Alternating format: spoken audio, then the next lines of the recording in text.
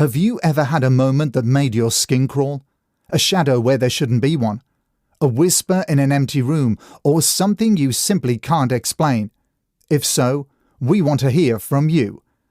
Here at the Haunted UK podcast, we're always on the lookout for spine-tingling stories to feature in our end-of-season listener episodes and our short haunt series.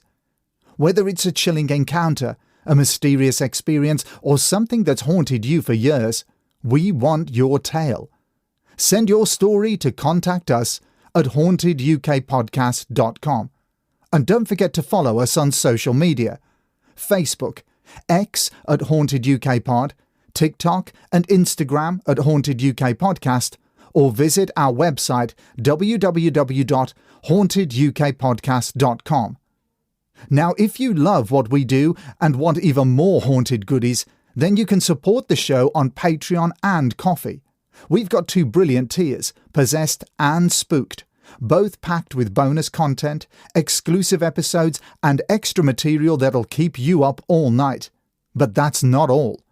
We've launched a brand new sister podcast, Haunted UK Fiction, and we're calling all storytellers. Whether you're a published author, an aspiring writer, or someone with a natural gift for spinning eerie tales, we're looking for original fictional short stories and novellas with strong paranormal or supernatural themes. Think suspenseful, mysterious, atmospheric, terrifying, thought-provoking, even darkly magical. If your story is selected, we'll professionally narrate, record, mix and master it into an audiobook-style format, then feature it on the show. You'll get a copy of the finished production to use however you like, and you'll retain full ownership of your work. Submit your story to hauntedukfiction@hotmail.com and follow us on Instagram at hauntedukfiction. So whether it's truth or fiction, if it's haunted, we want it. Now, sit back and enjoy the episode.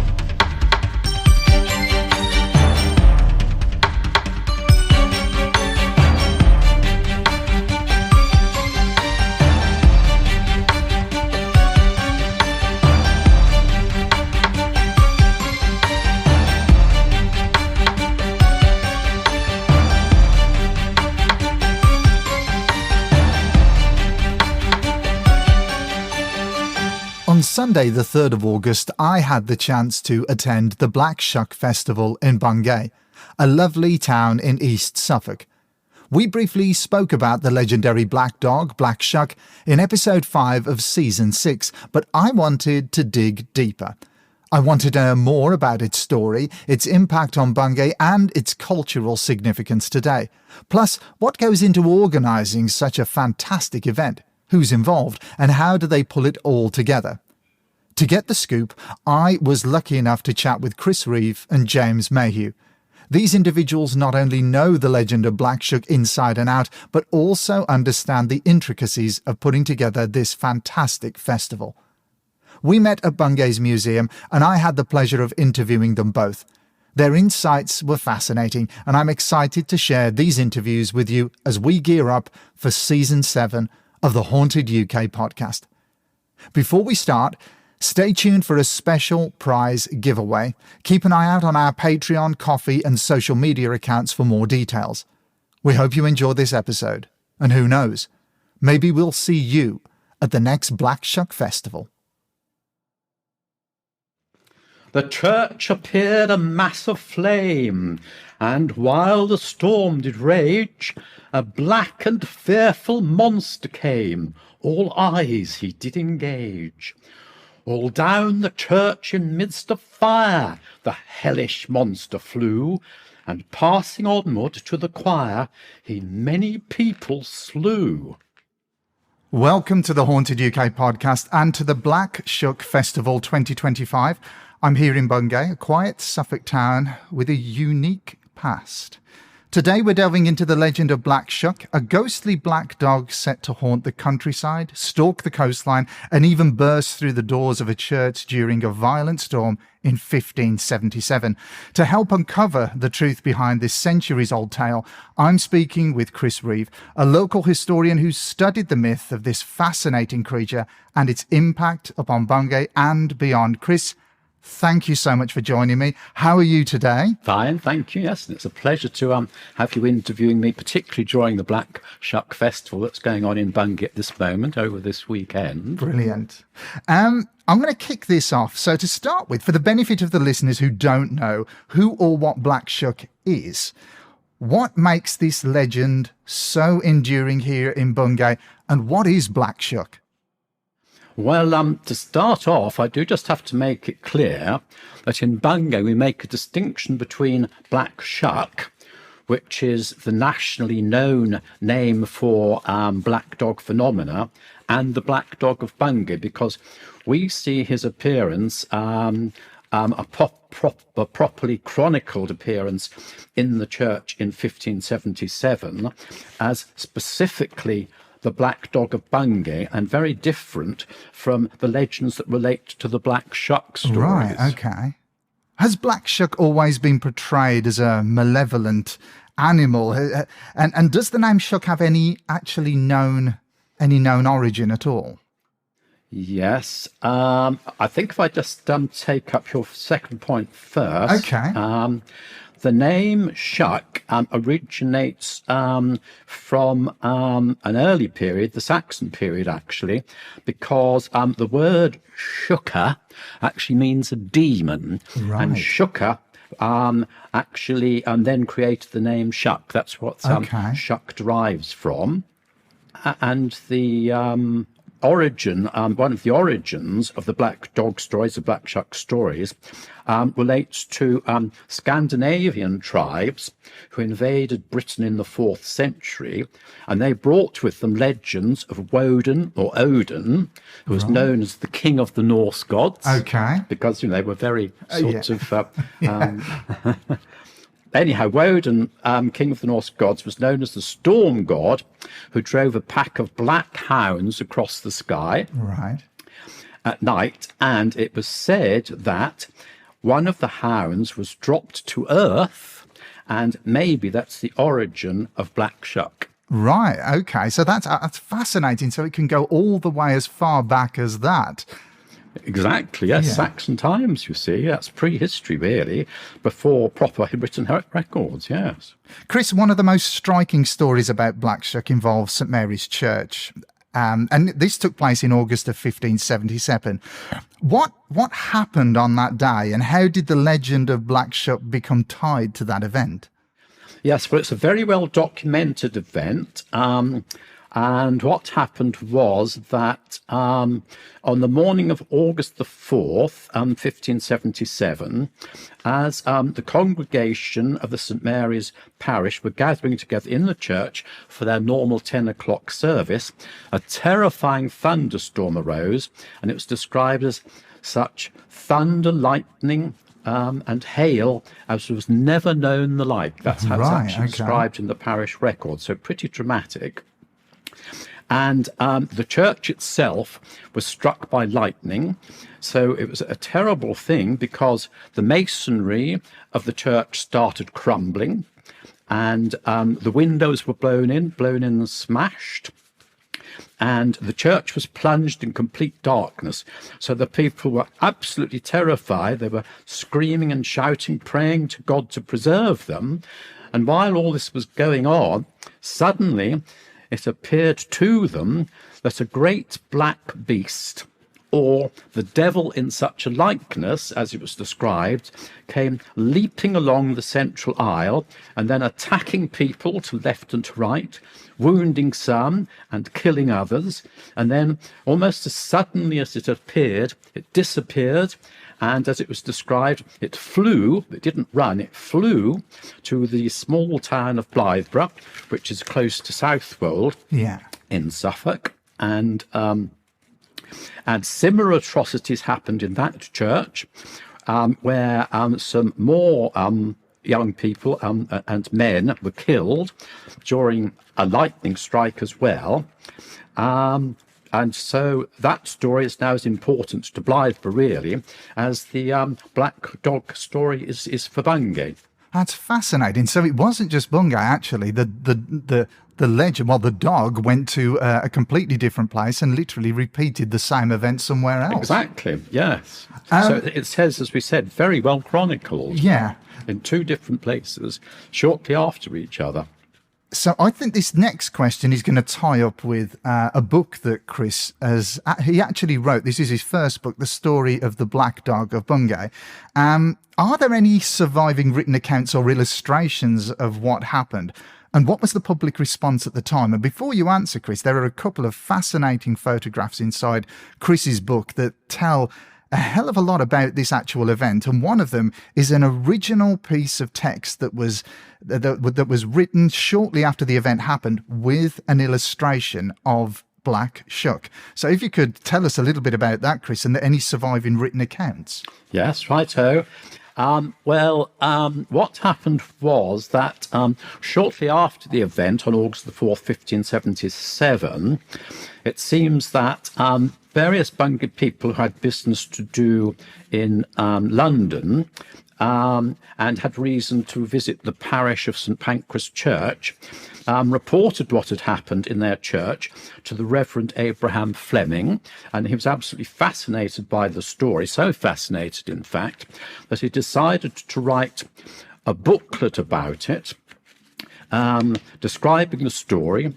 And although he'd never been to Bungay, so he didn't really have personal knowledge of this, he describes his account as based on eyewitness accounts, actually from Bungay people. So he that's an authentic report as far as he was concerned. And he writes about the event in a very vivid way, relying on eyewitness accounts from Bungay people, although he'd never actually visited Bungay himself. Okay. So the story which was reported to him, and which he then recorded, and as I said, only just a few days after the event, so it was very sort of fresh to his mind, was more or less what I've told you about the black dog appearing in the church, the damage to the church, and Blythburgh being involved as well. Fleming himself interprets, he was a Puritan clergyman, and he very much interpreted the story as a punishment for Bungay people because of their wicked ways of life. Right, okay. So he is saying that, in fact, they deserved to have this visitation by the black dog. They deserved to be attacked and indeed killed or wounded, because what they needed to do was give up their wicked ways, start to become more virtuous and live better lives, and then this sort of thing would never happen again. Right, so okay. It was basically a warning from a priest, Bungay people. Yeah. Sort yourselves out. Yes, yes. Now, I've heard that there are still claw marks on the church door, and you mentioned the damage to the church. Yes. And the locals obviously associate this with Black Shuck. Could you tell us any more about that? Are they actually real? And if so, is there a historical explanation for them? Well, in fact, local tourist books, quite a lot of local tourist books relating to Bungay in the region, will tell you that the church door in Bungay does indeed have claw marks in it, which they say relate to the black dog's appearance in the church. But in fact, if you come to the church and have a look, you won't see any claw marks there at all. Ah, okay. And one reason would be that a century later, the Bungay church was devastated during a serious fire. So it would appear that the church door was actually had to be demolished and was replaced with a new one. So any claw marks that there might have been don't exist any longer anyhow. However, Blythburgh Church does have these sort of flaming scorch marks on the door, and it's said by the Blytheborough parishioners that these are the flaming claw marks of the black dog as he's literally pushing open the door to get out after he's caused his devastation within the church. Do the locals here in Bungay, Chris, do they still treat that site, the site of the church, with any kind of reverence or caution? You can't really call it that, you see, because basically it's a church, it's in daily use. And I mean, obviously they treat it as special because that's where the black dog story originates from, and that's what brings tourists from all over the world to visit the church and see the site exactly where it all happened. Yeah. So we couldn't quite see it as being treated with reverence or caution, but it is treated with a huge amount of interest, obviously by local people themselves, and also because we're extremely proud of it, you know. This is a story that happened, you know, a lot of years ago, and now it's suddenly become, well, not suddenly, but over the period of probably about, particularly over the past 50 years, suddenly become a story of really what you almost might call worldwide interest, you see. Yeah. And it's given Bungay a particular kind of historical identity because of the creature. And so there are various portrayals of the black dog all around the town that people can see as they wander around. All sorts of stories, books written about it, and it's really become just something that Bungay can be so proud of, and to the extent that when the town decided that it needed to have a coat of arms let's say 1953, they sent the design for the coat of arms to the chap who was involved with creating it in London, and he wrote back after he'd basically created the design and said, now what would you like as your heraldic crest? We assume it's going to be the heraldic lion, which is customary for these sorts of civic crests. And they said, oh no, here in Bungay we want something rather special. We want something that's particularly relevant for our town. So we would like to see that lion replaced by the black dog of Bungay. Wow, okay. Now, if you think about that, it's all very well. I mean, obviously, it's very important to Bungay, very significant, has brought lots of, in a sense, almost you could call wealth into the town from the number of tourists who come in, and sort of books and things that get written about it that get sold and that sort of thing, and other merchandise relating to the black dog. But to have as on your town a coat of arms, an image of what is in effect the devil in such a likeness as it was described, you know, in the original appearance, well, it's really rather shocking. So out with the lion, in with the demonic black dog for the coat of arms. Yes. We were talking just about the various books that have been written, and that brings up my next question to you, Chris. Have the stories about Black Shuck changed over time? Is the modern version of the legend different from what people believed in the 16th or 7th centuries? And has popular media or tourism shaped that narrative at all? Yes, in fact, it's very different indeed. The original story, as far as Bungay is concerned, just relates to that one specific event that happened in the church. And it's very specific, as I said, because it was recorded in great detail by the Reverend Abraham Fleming quite shortly after the time. But what's surprising really is that after the 16th century, we don't find any references really to the black dog story until the beginning of the 19th century, when Fleming's pamphlet was republished in Bungay, in the book that you've already mentioned. And then from that time, the stories about the black dog then start to proliferate. And that's when we get different versions, stories, eyewitness accounts that then get sort of published or spread by word of mouth in the town or throughout the county. none of them relate in any way to the Bungay visitation. For example, the black dog has never visited, been seen in the church again, or indeed in any other church in the area. So the stories tend to be of his appearance generally in lonely, isolated places, particularly rural paths, and also particularly coastal paths in places like maybe Southwold, maybe Lowestoft, and some of the smaller seaside towns. Okay. And what people describe is that they can be walking along one of these paths by the coast, probably late at night after dark. Sometimes they feel lost and really rather anxious and worried. And what they say is that suddenly this black dog appears, and he seems to then wish to lead them along the path, and almost in a protective way, take them along the route until they can realise where they are and find their way safely home. So, as you can see, this is a completely different image of the black dog, not a terrifying creature at all, but a real protective creature, actually there doing good rather than harm. So that's one of the differences.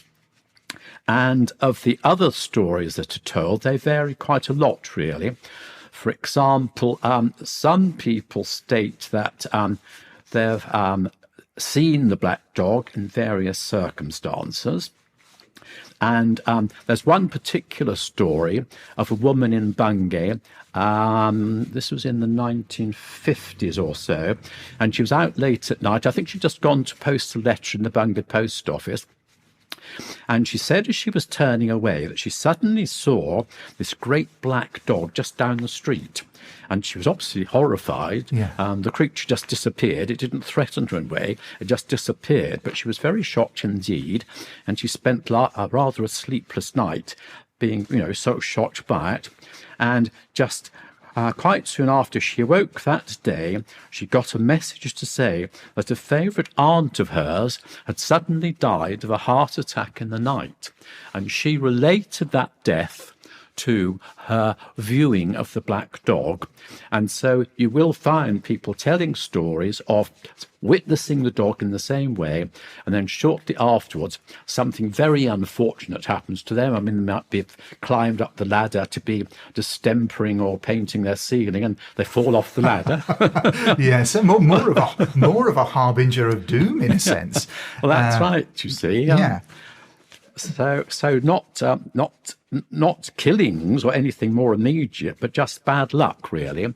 So the black dog can be seen as that sort of character. There are similar legends across England and Europe, like the Barguest in Yorkshire. There's Padfoot, the Girt dog of Somerset, and even the black dogs in Germanic and Norse folklore, which I think you briefly covered earlier in the interview. But do you think these other stories are related to Black Shuck? Well, they're not related particularly to the black dog of Bungay, because the black dog of Bungay story is absolutely unique. And the difference is that the black dog of Bungay was seen in an interior place and not out in the open. He was viewed by probably 200 people or so in the congregation, and he literally had a devastating effect on people in the church and at Blythburgh, killing them, injuring them. And the church at the same time was extremely badly damaged. Both churches were extremely badly damaged. Whereas the normal black dog stories are similar to the ones I've just been describing to you, and the early ones as well. Where the dog is witnessed by one or two people, probably in a very isolated situation, late at night. So it's a completely different experience, you see. So although there is a sort of relation in the sense that they are both black dogs, they can't in other ways be. They all have a similarity to each other. What they don't have is that specific relation to the black dog story. And that's why we're so proud of our particular story, because it's absolutely unique. Yeah. And also it's the sort of story that's so terrifying that it does stick in people's minds. A particular story I could mention to you is that I very often get asked to give talks and tours relating to the black dog. And about 10 years ago, I was asked to give a talk in the church, where it all happened, in St Mary's Church, by the headmaster of the primary school. The children there had been studying the story as part of their history curriculum, so that's why they wanted me to talk about it. And so probably about 30 children assembled, aged between the ages of about 6 to 10, with their teachers. So I told them the story in some detail, and very much of what you've been hearing this morning from me. And by the time I'd finished, I sort of looked around and I thought, they're sitting there so quiet like little mice, and their eyes are wide open, and they look, absolutely just astonished and really rather frightened. Yeah. So to reassure them, I said, well, look, this all happened a long time ago. It's not very ever likely to happen again, so you won't see the black dog around these days. There's no need to worry about it. Whereupon a little boy stuck up his hand and said, "Please, sir, there is, sir. My brother's seen him." Really? And then a little girl stuck up her hand and said, "Yes, sir, please, sir, my granny's seen him." So it's not just a musty, fusty old legend relating, to Bungay and the Bungay Church and Bungay history. It's something which has become a living reality for people, and particularly in our area. And also the result of my story to the children in the church that morning, the following day, the headmaster phoned me up and said, "Mr. Reeve, I'm afraid I have to tell you that this morning I've had several phone calls from irate parents telling me that they couldn't get their children to sleep last night, or when they fell asleep, they were having terrible nightmares because of the terrifying stories that your speaker in the church was giving them yesterday morning." And fair enough. And obviously the headmaster apologised to the parents. But as we both said to each other, when you think of the sorts of things that children are very much, exposed to, just as they are today, watching the most horrifying, awful things on television and on their smartphones and that sort of thing, why was it that this was so much more frightening for them than this ancient legend, of the Black Dog of Bungay? And what it actually signifies is that for some reason the black dog story really does grip people's imagination. Once they've heard the story, once they've visited the site, it really does stay in their mind in a very vivid way, not just for children but also for adults. Yes. And that's why, why we're so proud of it, because it's become, this really international theme. Yeah. The big question, Chris, really. Why black dogs? What is it about this image that makes it so powerful and persistent in folklore? And do you think this ties into medieval symbolism or pre-Christian beliefs? Might these stories have served a social or moral purpose? Black, of course, is the colour of darkness and evil, and dogs can be very savage animals. They also have a very close relationship with humans, but they can, for example, be, that can be, of course, very good dogs, good guard dogs, faithful companions, but also they can have a very vicious side to them. And, for example, they can become rabid, in some ways. And it was said, for example, that in August, August was a time when dogs could literally go mad because of the heat. And of course, it was in August that the black dog appeared in the church. So that sort of knits those things together in a way. What black dogs having this savage aspect to them in a general kind of way. And I'm not quite sure about tying in with medieval symbolism or pre-Christian beliefs. We don't have. There are very few stories. Well, as the ones I've already described, of course, from the Saxon period. Yeah. But what's surprising in a way is there don't seem to be particular stories that relate to the black dog phenomenon or the black shuck phenomenon, whichever one you choose to call it. In British history, for example, until later in the period. Okay. So what is your personal take? Do you think there's any truth at the heart of the legend, Chris? Was there a real event that really sparked it all? Yes, well, that's a very good question. It's one that's still discussed and debated to a great extent now. Certainly, of course, the thunderstorm itself is very well recorded. It's actually recorded in the parish records as very significant indeed. And one of the differences is that whereas Abraham Fleming records that two people in the nave were killed during this terrible thunderstorm, but the parish records only refer to two men up in the belfry at the time who happened to be there when the church was struck by lightning, and they were killed, and that's recorded in the parish records, so that's absolute fact. Because it also records them being buried and that sort of thing. So there's a huge discrepancy between Fleming's report and what really happened as far as the Bungay accounts are concerned. And the other thing about truth at the heart of the legend was that many people make the same comment or ask the same question, and that is, was there a real dog involved with that event during the thunderstorm? Yeah. Could that have been a rabid dog that flew into the church, maybe terrified by the thunder and the thunderstorm, running into the church and seeing it as a place of safety, and then while it was in the church, literally biting and attacking people to the extent that two were actually killed, and then this dog would then rush off into the storm again once it had done its awful attacks.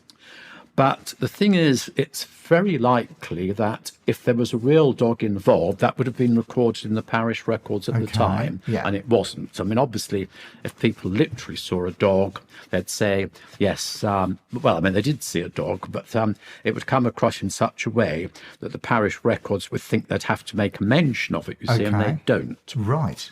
So there's this discrepancy. Yeah. If I'm told, because obviously as a historian, I'm told quite a lot of ghost stories, and a lot of them I record. I've written a book called Paranormal Suffolk, for example, and that relies on quite a lot of ghost stories I've been told on lots of different subjects. But my feeling is that if people tell me a ghost story, and if it comes across as something they thoroughly believe in, as something they've really experienced and they're really convinced by, then I've got no reason to disbelieve it. That's sort of unscientific in a way, because normally if there's not other evidence to back it up, in other words, if somebody has a particular experience and reports it, and then somebody else bases it up by saying they've seen or heard something similar, that's kind of okay. Whereas if it's just one man's story, then it has to be my decision, really, as a historian, as to whether I want to record it as something that's likely to be realistic or not. But it's like you can see, it's a very grey area. Particularly as so many different stories are told, legends and that sort of thing in our area, and get written down over the years. I think that's what our show in particular tries to do, Chris, to be honest. It tries to offer people who have had these experiences somewhere safe to talk about them, and to make them, to air them to other people. And they've got quite, kind of a large, safe community here of people that will listen and understand and not fear ridicule or judgment, which I think is a big, big problem when people begin to report paranormal experiences or paranormal events. And that brings me on to the final question, which is, if Black Shuck were to appear today, how do you think people would react? And is there still a flicker of fear in the story, or do you think it's been tamed by time? But also, do you think they would come out and say anything Or do you think they would keep quiet because of that fear of ridicule and because of that fear of judgment? Well, it's a bit difficult to tell. As I've said, the people who claim to have seen black shuck in coastal areas and lonely paths, that sort of thing, they're not scared. So their reaction is to allow the dog to be treated as, a protective spirit. Yeah. And the thing is, also, as I've mentioned, there never seems to have been a repetition of a savage black dog appearing either. So it's a bit difficult to quite know how to answer that one. The story itself is so well recorded in Fleming's report, you see. It's in so much detail that, in a sense, can't be tamed by time and it is a very exciting story, as I've just said earlier. It really seizes people's imagination and it stays vividly with them. It's not, as I said, not just for children, but for adults as well. So that's a bit of a difficult one. Yeah. Seen the black dog or had that sort of experience, and I tend to be one of those people, and I don't think I ever would, because I don't think I'm susceptible to that sort of experience. I really believe that some people can have those experiences, those spiritual sort of experiences, supernatural experiences, if you like, because they've got the right mindset, perhaps a particular sort of sensitivity that allows them. In a way, I'm sorry I haven't got it, especially as a historian. Yeah. But of course, it's so different for different people. I would love, if you wouldn't mind, Chris, as we bring this to a close, to maybe talk to you further, maybe a little bit later in the year. You mentioned you'd written a book about haunted Suffolk. Yes. I would love to maybe get back in touch with you and maybe conduct another interview to talk about the experiences of ghosts that people have seen in Suffolk, if you wouldn't mind. There are a lot of them. Yeah, if you'd be kind enough to spare your time for that, I would love to come back to Bungay. Super. Yes, we'd love to have you back again. Yeah, Steve. that'd be fantastic. Bungay is now, 4 or 5 centuries later, having this 3-day event, bringing hundreds of people into the town, specifically because of the black dog story. And all these things happening, all these artists, musicians, performers, all these things going on, all because of that one event that happened all those centuries ago. So it just shows what a living reality it continues to be. Yeah, and how the imagination, how people's imagination, which can relate to this story, will draw them in to this small town with such a huge amount of history. And if you haven't been to Bungay, please spare some time and have a look around, because the architecture and history alone around this place, just the small parts that I've seen, is absolutely fascinating. And to have somebody like Chris explain certain little bits and pieces, it is a really fascinating place. So please keep your eyes peeled on the internet for the Black Shuck Festival. Get down here. Get your car parking space early, because there's, they go very quickly, and come and spend your money and celebrate this amazing festival. Yes, and this isn't the first one. This is the 3rd Black Shuck Festival, and it's been so popular, far more popular than the organisers could possibly have realised, bringing so many hundreds of people. It's a 3-day event, bringing so many people in town from a very wide area. And so there'll almost certainly be another one next year. So look out for the news relating to that one, so you can share in all the excitement yourself. We definitely will. Well, from the church doors scarred by storm and legend to the windswept fields of East Anglia, Black Shuck walks with us still, if not in shadow, then in story. Thanks so much to Chris Reeve for sharing your insight and passion for the folklore that binds place to myth. So until next time, stay safe and take care. Up next, my interview with James Mayhew. Okay, so following on with my interview with Chris Reeve, we've now got James Mayhew in the museum with me. James is one of the head organisers of this festival. James, thank you so much for joining me. I know you've had a busy few days with this whole festival. everything that's been going on. If you wouldn't mind telling me about the organisation of it, what's it like putting something like this together with, how do you organise it, or how do you motivate people to do this, and how do you get them all together? It's quite a big job, actually, and we're learning as we go along. This is the 4th year of the festival, and I think the first year, I mean, it was tiny, it was just one afternoon, and now it's a big 3-day festival. Yeah. So every year we learn something new. So none of us are experts in this. We're all just people who really want to do something special for the town. We love this town. Yeah. This town's really special. It's got a great community. So many artists and writers and musicians and talented people, interesting people, generous people live here and want to do something to help the town. So I think that's really the nub of it. That's how it grew. Also, the fact we had this incredible legend that wasn't really being used. There are a few things around the town. There's a black dog running club and things like that, and a few little sort of icon images of the black dog. But the festival didn't exist. The date did. Yeah. August the 4th, 1577, and nobody was doing anything with it. Yeah. So a group of us got together and thought, this is crazy. Why isn't that being used? Yeah. You know, Whitby's got Dracula, Scotland's got Loch Ness, and we've got Black Shuck. Let's use that. Yeah, exactly. You're in the 4th year of this festival.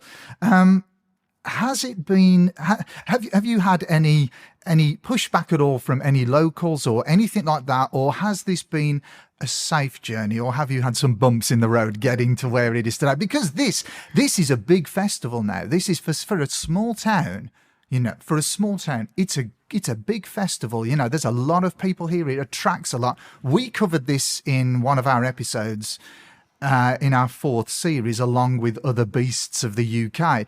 And this has always fascinated me. So to be here in the place where it actually happened, it's fascinating. But yeah, have you had many bumps in the road to get to where it is now? We have had a few bumps in the road. Okay.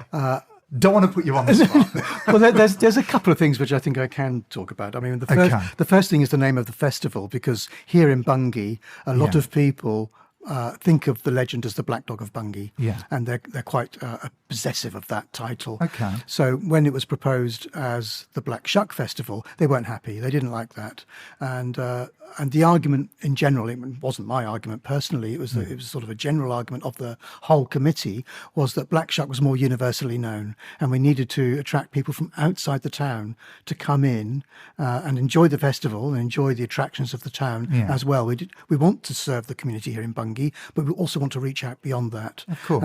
And it's worked, because we've had people come from as far as Alaska just for the festival, which is pretty incredible. I mean, we're blown away by that. And the other thing is that I think some people are just a bit worried that Bungay, which is quite a quirky, unusual, very independent-minded town, lots of independent shops, no sort of chains really, and it's very proud of the fact that it has that independence, and they don't want that taken away. They don't want it to turn into a sort of typical boring town, or become very gentrified like some East Anglian towns have. But they want it to keep that slightly sort of authentic quality, which it has. I'm just wondering, James, whether you could elaborate on the significance of this whole festival, the significance of its pagan roots, if you like, and because Black Shuck, as I was having a chat with Chris, there are a lot of meanings to it. I mean, there's a complete 180 of it being the devil dog, the harbinger of doom, and then people seeing it on a coastal path and it actually helping them to a safe place. So where do you see the significance of this festival and the actual meaning of it? What would you put the meaning of it, the root of this down to?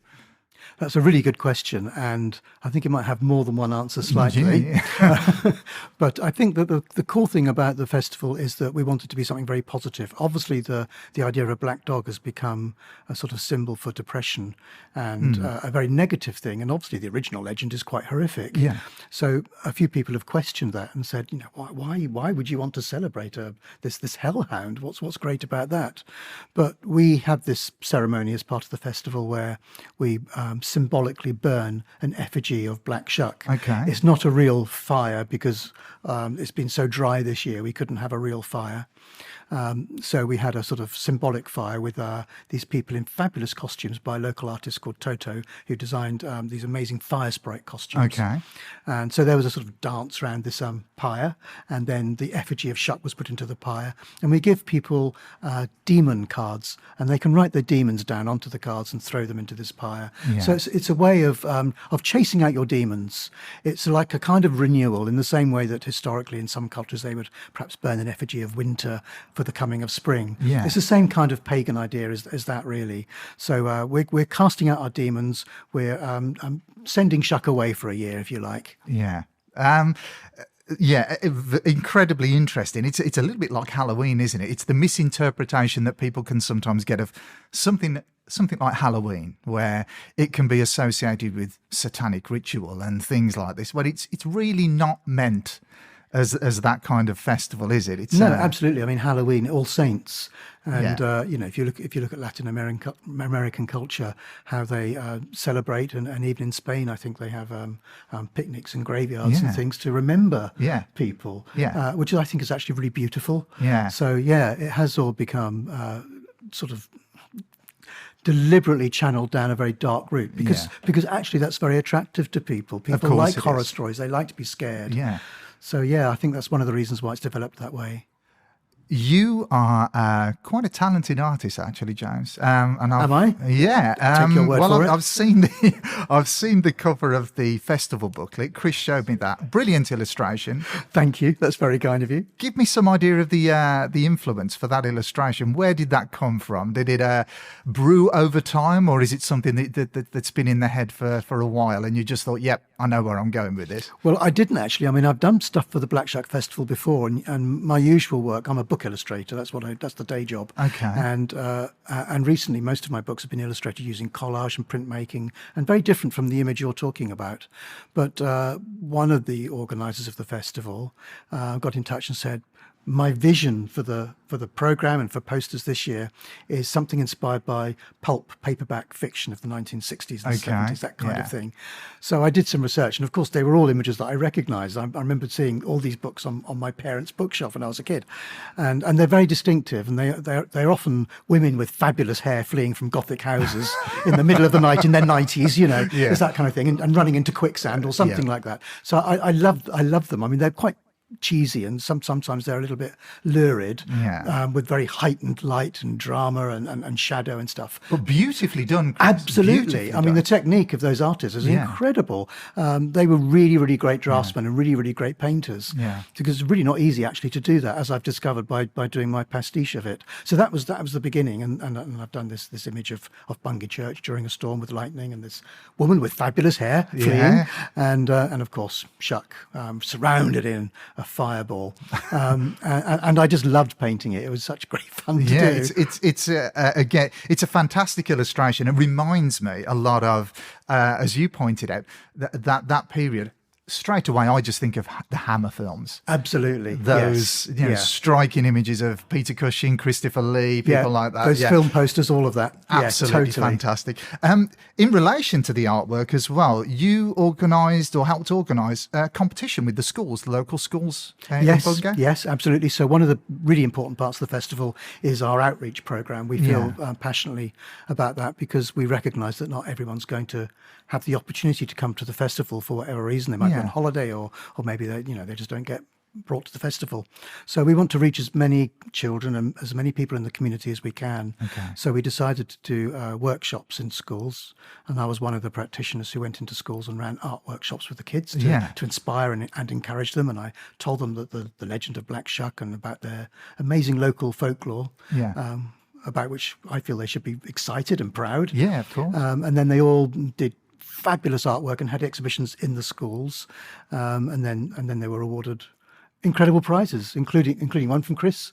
Brilliant. Yeah, absolutely great. So again, circling back on that, I do think that is incredibly important as well, to kind of root younger people as well back to the history of their area, the area that they're living in, but also encourage them to be creative, get get their heads out of their screens, in a sense. It's, I know it probably seems like, us oldies rolling on and rolling on and rolling, but it is important to get that creative mind going and to get them thinking about these images and what this kind of festival and what the history means to them. Absolutely. And you say we're fuddy-duddies trying to get them away from their screens, but they loved it. Yeah. That's the thing. Yeah. It wasn't a chore for them. They weren't saying, I want to go back to my iPad. They loved it. Yeah. They all had a great array of art materials available to them.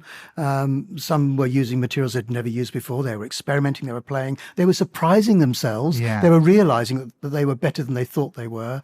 The kids who won prizes were over the moon. And some of these were kids who, they just don't have art stuff at home. They don't get to do that sort of thing normally. So it meant the world to them. Yeah. It meant a great deal to the teachers as well, to see kids who they thought weren't doing very well for one reason or another suddenly really shine. Yeah. So there's all these lovely little things, magical little things that happen amongst a cohort of kids like that. It's really fantastic. So we're really, really glad to have been able to be part of that. It's that challenge as well, isn't it? It's, as you say, kids that even the teachers wouldn't be involved in that. It's the challenge then. It's the engagement of the mind to think, I can do this. I can have a real good go at this. And actually, Chris, you mentioned in the interview about Chris was giving a talk inside the church to a load of young children, and they were petrified about the story of Black Shuck, and it got the reaction of the headmaster getting messages from the children, for the kids' parents saying, "Oh my God, you've scared the living daylights out of these children." But it's fascinating to think that you can, if you get their minds brought out of social media in a sense, but the horror of the everyday life. And get them rooted in history again and give them a story that has a factual, resonance. It does really engage. It really does engage. It's not just the adults, it's the youngsters as well that can be engaged with this kind of thing. Absolutely. I couldn't agree more. I think sort of historical fear, because in the distance is safer for them in a way. Yeah. But also I think it's really good to explore myth for these sort of topics, fear, bereavement, tragedy, all those things within the sort of safety of myth and legend is a very important part of child development, actually. Yeah. And it's quite often sort of pushed to one side and thought, it's just a fairy tale. But it's so important to their development. So of the 3 days, what would you say are your highlights? I know for a fact that there were the Three Ravens podcast, giving a shout out to those, because they've been here all festival, have they? Yeah, they have. They've been here all 3 days doing fantastic stuff. It's the first time I've seen them. Yeah, so they're such lovely people. Yeah. Real kindred spirits, I think, actually. And I've been to lots of their events. I went to see their puppet show of the Green Children of Woolpit yesterday. And last night they were on the same program that I was performing on in the church, and it's so great to perform in the church where the whole thing happened. It's pretty cool, and they were fantastic. And then they did their live podcast this morning, which was just brilliant and full of all sorts of really interesting little snippets of folklore, local folklore, East Anglian folklore that I didn't know. I thought I was quite well versed. I've got lots of books at home, and I'm always reading and researching, but they had a few nuggets I didn't know, so that was really interesting. Lots for me to now go off and explore and discover. They've got a wonderful book as well. I don't know whether they got it. They got any. Oh, they copies got it, and I bought it. Yeah, I mean, I've been lucky enough for them to donate a couple of copies to the show, which we're going to raffle off as part of a prize giving for this event. Again, they're really, really lovely people. So, what would you say was your highlight of your fourth festival, if you could just pin it down? It's really hard to answer, actually, because everything's been fantastic. And I think probably the absolute highlight for me has been the parade, and seeing so many people gather in Bungay from all sorts of far-flung corners of the world, and to see these incredible puppets, a huge team of people led by the designer Toto, have worked so hard on, and to see those coming through the street and everybody just in raptures at this fantastic parade, all going down to Falcon Meadow for this carnival. Just magical, just wonderful to see the community coming together and all these visitors, these guests to the town coming alive. Yeah. That's really special, actually. I felt quite emotional seeing that. You mentioned something just a little while ago to do with the Three Ravens, the Green Children. Yes, I did mention that. Could you elaborate on the Green Children for me, please, James? I think it's a fascinating story. It's such an interesting story, and it's got so many variants and unanswered questions, which actually was the kind of the thrust of their puppet presentation. Basically, they were saying it's an unsolved riddle, which I suppose it is. It goes back to medieval times, and in Woolpit, they had lots of agriculture and fields and wolves, so they had pits to trap the wolves, which is where the town gets its name, I suppose. And one day they saw something in a wolf pit and thought it might be a wolf, but when they looked closely, they saw it was two children with green skin, green hair, green eyes, green clothes, green all over. Right. Young children who couldn't speak a word of English, and were obviously petrified and had no idea where they were. And they were taken out and they were sort of looked after. But these children, I think, were very, very cautious and nervous. And eventually they were taken in by a rich man in a big house and developed some kind of appetite, finally, only for green beans. They would eat green foods. And gradually they did learn to talk. The boy sadly died. There's a boy and a girl. The boy did die. He sort of got sick and wasted away. But the girl learned to speak, and she explained that they had come from a country where there was no sunlight. She called it St. Martin's Land. And she eventually married a rather wealthy man in King's Lynn, I believe, according to the legend. But there are all sorts of theories about them. Some people say that perhaps they came from the Netherlands because of the gloomy weather there, and they might have had some sort of condition. That's interesting. Some sort of health condition that made their skin turn green. More sort of fantastical interpretations are that they are children who were led by the Pied Piper into his cave. Wow. And they are the only two children who escaped from the Pied Piper. So I love all these different possibilities and these, as I said earlier, unsolved riddles. Yeah. There's the other theory as well, which I'm going to touch upon, which is obviously UFOs, aliens. Oh, yes, yes. From another world. But we could touch on that and keep going. I've got to say thanks so much, James, for joining me. Thank you to you as well, Chris, for the interview. And we are joined here by the designer, Toto, all the way from Spain. Oh, all right. He doesn't want to speak. He's shaking his head, but he's got an absolutely cool moustache, really good head of hair, which myself and James, unfortunately, don't have. What can I say? Thank you all so much. And thank you for welcoming me to Bungay and to the festival. And I've had a wonderful time, and I'm going to have a bit of a wander around and seek out some more little markings from Black Shuck. I'm sure they're there. You see if you can find them. Yeah. Thank you so much again, James. Thank you, Chris. Thank you, Stephen. Cheers. Thank you. Bye.